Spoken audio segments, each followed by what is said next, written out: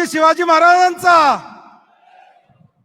लोकसभा के विरोधी पक्ष नेता, हमारे नेता आदरणीय राहुल जी गांधी, रमेश चन्नीतला जी, छत्रपति शाहू महाराज जी, नाना पटोले जी, बाला साहेब थोरात जी, सुशील कुमार शिंदे साहब, पृथ्वीराज चौहान जी, मेरे बड़े भाई संजय पाटिल, एमपी प्रणीति ताई, विशाल पाटिल, विश्वजीत कदम, नसीम भाई, चंद्रकांत अंडोरी जी, 3.5 शक्तीपीठापैकी एक पूर्ण शक्तीपीठ कोल्हापूरच्या आई अंबाबाईचा नवरात्र उत्सव सुरू झालाय।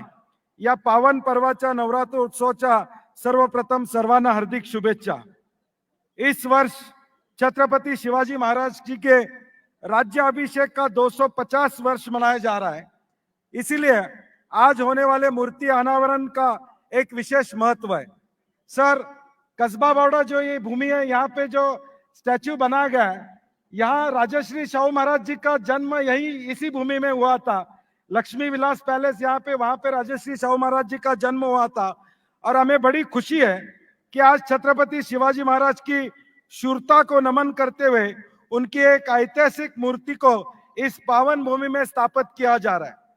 18 पगड़ जातियों को लेकर छत्रपति शिवाजी महाराज जी ने हिंदवी स्वराज स्थापन की थी और उसी तरह समाज के सर्व समावेशक लोगों की मनीषा को ध्यान में रखते हुए इस मूर्ति की स्थापना आज यहाँ करते हुए हमें बड़ी खुशी हो रही।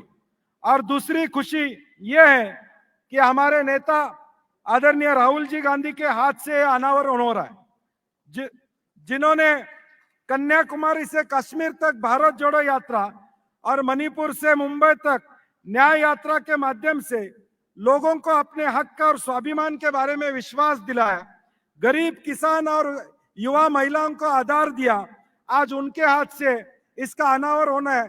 इसके ज्यादा और खुशी का दिन हमारे लिए कोई नहीं है।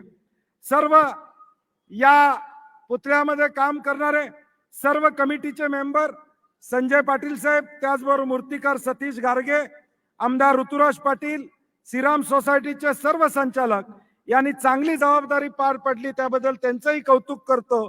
सर आपका ज्यादा